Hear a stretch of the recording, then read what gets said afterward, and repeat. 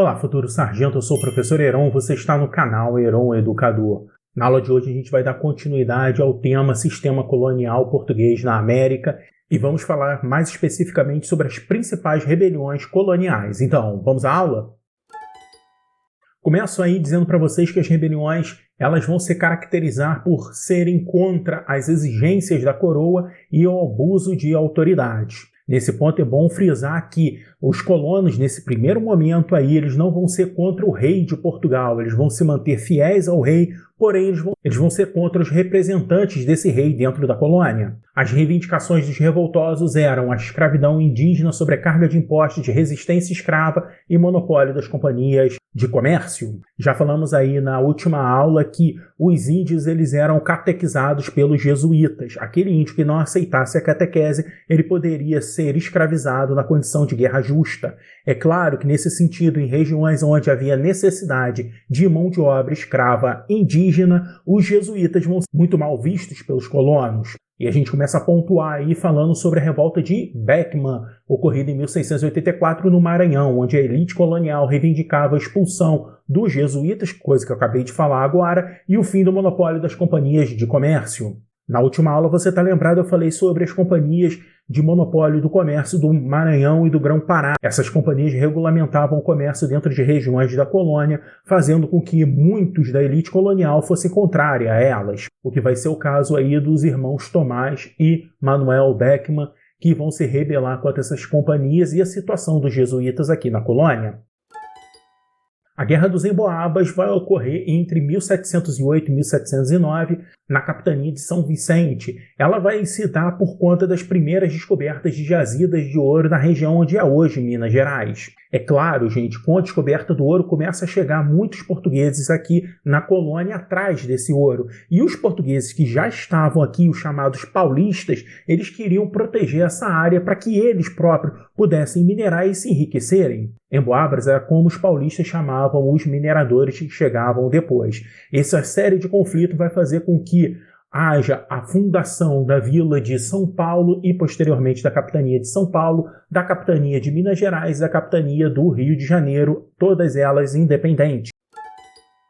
Na Guerra dos Mascates, em 1710, em Pernambuco, e esse é o primeiro momento que eu estou falando sobre rebeliões em Pernambuco, e a gente vai falar bastante deles posteriormente. Mascates era quem? Eram comerciantes que viviam em Recife, que vão entrar em conflito com a elite de Olinda. E aí, mais uma vez, eu quero te chamar a atenção. Eu disse nas últimas aulas que a região nordeste da colônia estava muito próspera, porém ela começa a ter um certo declínio, principalmente com a concorrência do açúcar nas Antilhas produzidos pelos holandeses. Ou seja, quando os holandeses saíram aqui do Nordeste, há um certo declínio. E isso vai ser muito visto na Guerra dos Mascates, onde a situação da elite colonial que vivia em Olinda começa a declinar perante o surgimento ou ganhando força os comerciantes de Recife. A Guerra dos Mascates termina com a emancipação de Recife.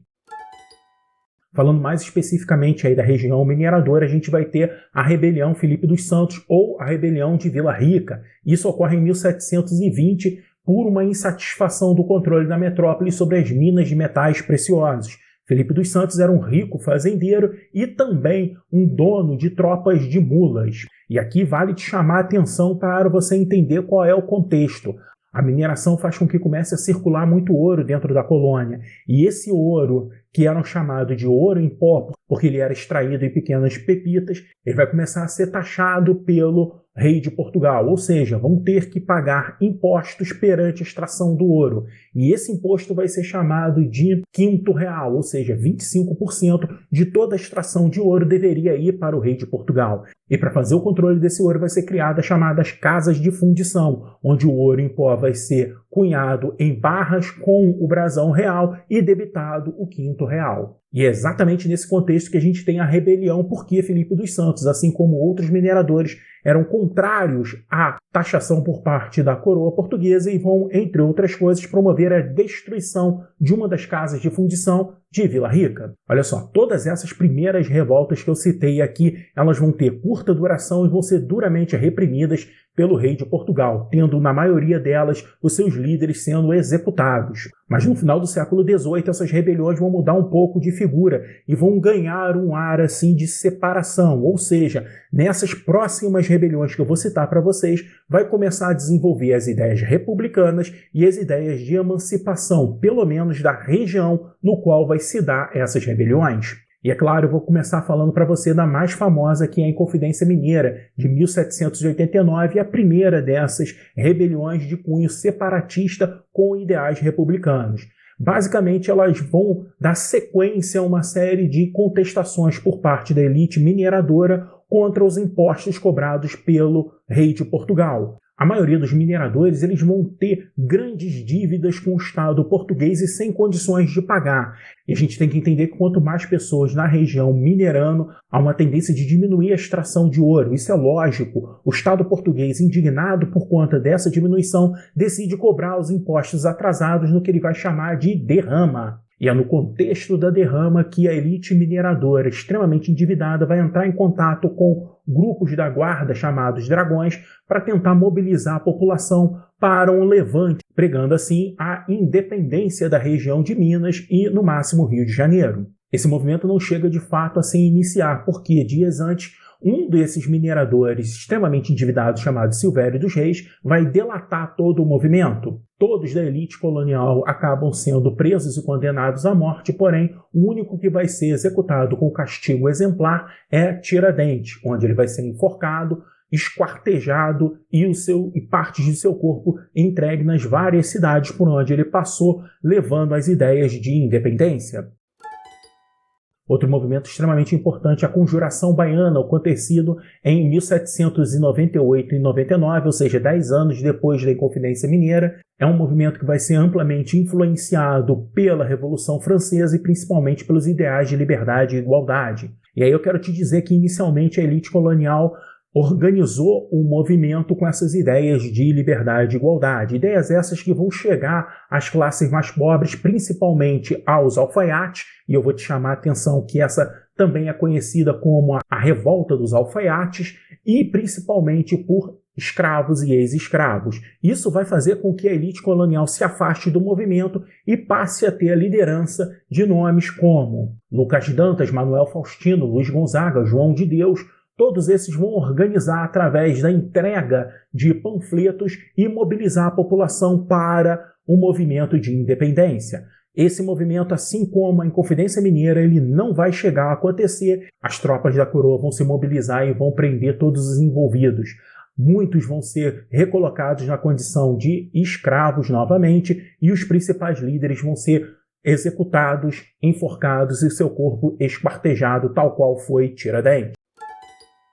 Diferente aí dos outros dois movimentos, a insurreição pernambucana de 1817, já sob o governo de Dom João VI, ela vai ter um caráter diferente. Isso porque vai ser a primeira rebelião que vai de fato proclamar a independência, mesmo que num curto período, do Nordeste brasileiro. Chama a atenção que é mais um dos movimentos aí de rebeldia de Pernambuco, no qual a elite colonial vai se mostrar extremamente contrariada pela declínio e decadência econômica da região. Porém, assim como todas as outras, a ação da coroa portuguesa vai ser extremamente dura, prendendo os principais envolvidos e, no final das contas, executando seus principais líderes. Chegou a hora da gente analisar as questões e testar o conhecimento para saber se você entendeu bem aquilo que eu te expliquei. Na questão aí de 2011, no ano de 1817, na província de Pernambuco, deu-se uma revolta contra o governo de Dom João VI, que ficou conhecida como letra A, Revolução Liberal, letra B, Cabanagem, letra C, Confederação do Equador, letra D, Revolta dos Alfaiates ou letra E, Revolução Pernambucana. Muito fácil essa, vamos ao gabarito, Revolução Pernambucana, acabei de mostrar isso no conteúdo da aula. A Revolução Liberal do Porto ela vai acontecer depois da queda de Napoleão Bonaparte. Cabanagem ocorre durante o período regencial, que a gente ainda vai estudar, assim como a Confederação do Equador. A Revolta dos Alfaiates nada mais é do que a Conjuração Baiana. Próxima questão de 2020, no final do século XVIII, a colônia brasileira foi palco de alguns movimentos influenciados pela independência das 13 colônias inglesas da América do Norte, em 1776, e pela Revolução Francesa, em 1789. A Inconfidência Mineira e a Conjuração Baiana, respectivamente, são inseridas nesse contexto histórico, cujo objetivo comum era a letra A, abolição total da escravidão, B, melhoria da remuneração dos soldados, C, criação de um tipo de serviço militar obrigatório, D, implantação da indústria do Brasil, ou letra E, criação de uma república independente. Vamos aí ao gabarito. Letra E, criação de uma república independente. A abolição da escravidão não foi uma das causas pregadas aí pela Inconfidência Mineira.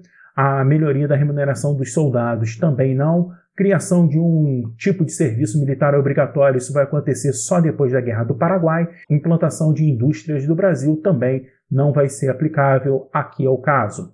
Questão aí de 2011. Em 1798 surgiu na Bahia um movimento rebelde conhecido como Conjuração Baiana ou Revolta dos Alfaiates, que contou com a participação das camadas sociais mais humildes.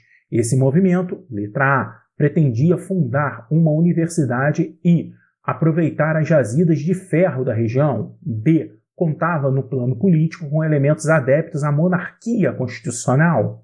C, defendia os estímulos à produção de couro e charque, principais produtos da Bahia. Letra D, foi o primeiro movimento de rebeldia no Brasil a questionar o pacto colonial. Ou letra E, defendia a abolição da escravatura e o aumento da remuneração dos soldados. Vamos lá, o gabarito, mais uma vez, letra E. Eles vão defender de fato a abolição da escravatura e o aumento da remuneração dos soldados. A gente está falando da Conjuração Baiana. Não tinha aí como a letra A intenção de fundar a universidade. Na letra B, eles não tinham ideias de monarquia constitucional, muito pelo contrário, eram ideias republicanas. Na letra C, vai defender a produção do couro e do charque, isso vai acontecer mais ao sul da colônia, na região onde é hoje o Rio Grande do Sul. E letra D foi o primeiro movimento de rebeldia no Brasil a questionar o pacto colonial, muito pelo contrário, 10 anos antes a gente tem a Inconfidência Mineira que vai fazer isso. Questão aí de 2013. A respeito da Inconfidência Mineira ocorrida no Brasil colônia em 1789, pode-se afirmar com correção que, letra A extinção da escravidão no Brasil era defendida pelo movimento inconfidente? Letra B, entre os projetos dos inconfidentes estava o fechamento dos engenhos e das minas? Letra C, a coroa portuguesa propôs a anistia de todos os revoltosos e o perdão das dívidas em troca da rendição incondicional dos inconfidentes? Letra D, a rebelião foi desencadeada em um contexto marcado pela diminuição da produção aurífera e o aumento da cobrança de impostos? Ou letra E, as lideranças do movimento defendiam a extinção da propriedade privada? Vamos lá, o gabarito, letra D, declínio da produção aurífera e aumento da cobrança de impostos. Bom, na letra A ele vai dizer a extinção da escravidão, já falei que isso não se aplica à Inconfidência Mineira, e sim à Conjuração Baiana. Na letra B, ele vai falar de fechamento das minas, muito pelo contrário, eles queriam continuar explorando as minas de ouro. Na letra C, ele vai falar que a coroa portuguesa vai dar anistia mediante a rendição dos inconfidentes. Os inconfidentes não chegaram nem a iniciar o movimento, quanto mais a se render. E na letra E, as lideranças do movimento defendiam o fim da propriedade privada, coisa que não se aplica, eles queriam sim a continuidade da propriedade privada. Chegamos no momento aí do fim da nossa aula. Eu quero te agradecer muito por essa oportunidade que você está me dando de assistir esse meu vídeo. Bom, agora é o momento que eu preciso que você também me ajude, dando um like aí, se inscrevendo no meu canal para continuar produzindo conteúdo como essa aula. Então, até a próxima e valeu!